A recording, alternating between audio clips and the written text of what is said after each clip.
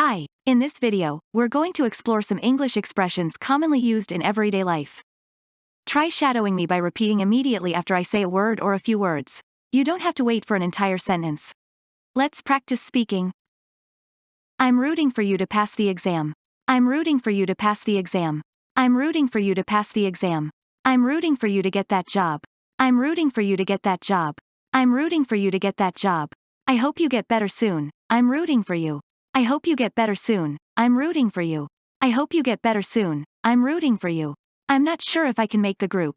Of course you can. I'm rooting for you. You're going to make it. I'm not sure if I can make the group. Of course you can. I'm rooting for you. You're going to make it. I'm not sure if I can make the group. Of course you can. I'm rooting for you. You're going to make it. I hope you get well soon. I hope you get well soon. I hope you get well soon. I hope you feel better soon. I hope you feel better soon. I hope you feel better soon. I hope this message finds you well. I hope this message finds you well. I hope this message finds you well. I'll have coffee. I'll have a coffee. I'll have coffee. I'll have a coffee. I'll have coffee. I'll have a coffee. Now, let's explore some English expressions. I'm rooting for you. The expression, I'm rooting for you, means that the speaker is offering their support or encouragement to someone, typically in a situation where that person is trying to achieve something. The word root in this context signifies support or cheer for someone or something. The exact origin of rooting for remains uncertain. One plausible theory suggests it could be an Americanized version of the British word rout, which means to bellow or make a loud noise, as in a cattle call. This may have evolved into cheering or making noise in support of someone, aligning with the current use of rooting for. Another possibility suggests it derives from the verb root, which implies digging in the ground. Here, one might metaphorically dig in their heels to show support. In any case, while we can't be certain about its exact origin, what's clear is that rooting for has been widely used to express support or encouragement since at least the late 19th century. The expression, I'm rooting for you, serves as an informal way of expressing hope for another person's success. It's particularly common in American English and often used when someone is competing, in sports, on a game show, facing a challenge, taking an exam, going on a job interview, or going through a difficult time with hopes they will succeed. Examples. 1. I'm rooting for you to pass the exam. 2. I'm rooting for you to get that job. 3. I hope you get better soon. I'm rooting for you. 4. I'm not sure if I can make the group. Of course you can. I'm rooting for you. You're going to make it. In the example number 4 sentences, make is used in two different contexts. Make the group. In this context, make is used to mean, be selected for, or, become a part of. The speaker is expressing uncertainty about whether they are good enough to be selected for or become a part of the group. Make it. Here, make it is an idiomatic phrase that means, succeed, or, achieve one's goal. In response to person A's doubt, person B uses this phrase to express confidence that person A will succeed in their attempt to join the group. I hope you get well soon, I hope you get better soon, or, I hope you feel better soon. What are the differences among, I hope you get well soon, I hope you get better soon, and, I hope you feel better soon? All three phrases are commonly used in the United States to express a wish for someone's recovery or improvement. While they can often be used interchangeably, they can be used slightly differently based on context. 1. I hope you get well soon. This phrase is commonly used when the person you're speaking to is ill or has a health issue.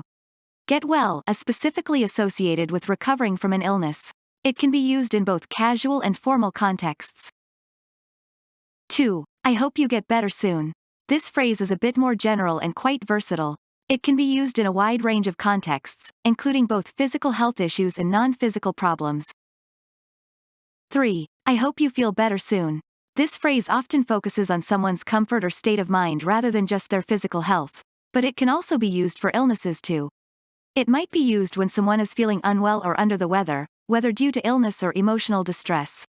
If someone says they're feeling down, whether due to sickness or sadness, this response would be suitable.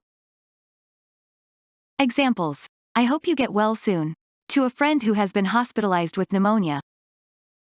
I hope you get better soon. To a colleague who has been dealing with ongoing stress at work. I hope you feel better soon.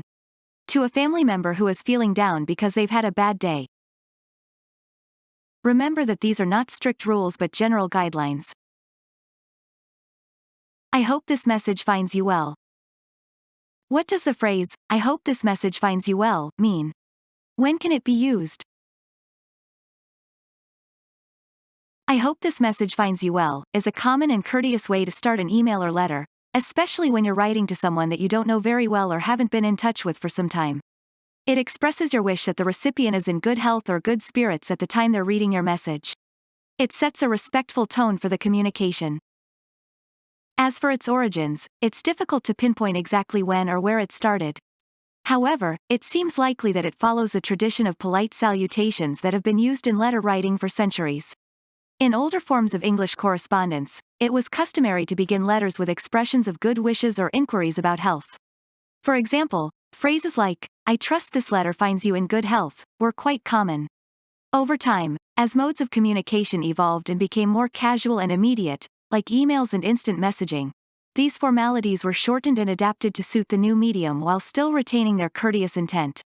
"I hope this message finds you well" is one such adaptation. Here are a few situations where it might be appropriate to use this phrase. 1. Professional correspondence. If you're writing an email to a business associate, client, or potential employer whom you've never met or haven't spoken to in a while, starting with, "I hope this message finds you well," sets a positive and respectful tone. 2. Reconnecting with old contacts. If you're reaching out to someone you haven't spoken to in some time, such as an old friend, former colleague, or distant relative, it can be nice to start your message by expressing your hopes for their well-being. 3. Formal letters. In more formal letters, for example, if you're writing to a government official or academic, "I hope this message finds you well," can add an element of formality and respect. Remember that while it's polite and widely used, it can sometimes come across as overly formal in more casual contexts. So if the situation doesn't call for formality, like emailing close friends, there's no need for such introductions. Coffee, a coffee, or the coffee. Which is correct and natural? "I'll have coffee," "I'll have a coffee," or "I'll have the coffee." All three sentences are grammatically correct, but they have slightly different connotations. 1. "I'll have coffee." This is a general statement where you're not specifying the quantity or type of coffee. You're simply stating that you will have coffee in some form. 2. "I'll have a coffee." This typically implies that you want one serving of coffee, such as a cup or mug. It's often used in a cafe or restaurant setting. 3. "I'll have the coffee." This implies that there's a specific coffee being referred to, perhaps a special blend or brew that's been previously mentioned or understood from context. For example, if there's only one type of coffee available. In everyday conversation, both "I'll have coffee" and "I'll have a coffee" are commonly used depending on the situation. The first is more general, maybe when speaking to someone at home, while the second is more likely when ordering at an establishment. "I'll have the coffee" is less common because it refers to a specific type of known or previously mentioned coffee, which isn't usually the case unless there's only one type available or if it has been discussed prior to your statement. Coffee is usually an uncountable noun when we're talking about the drink in general.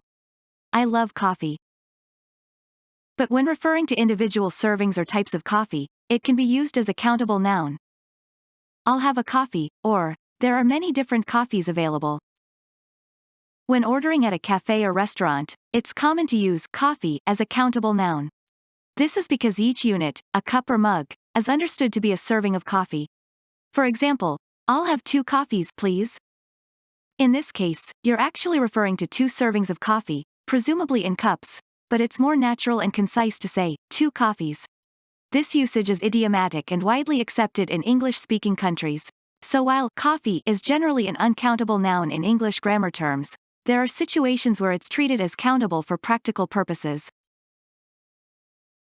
Thanks for watching.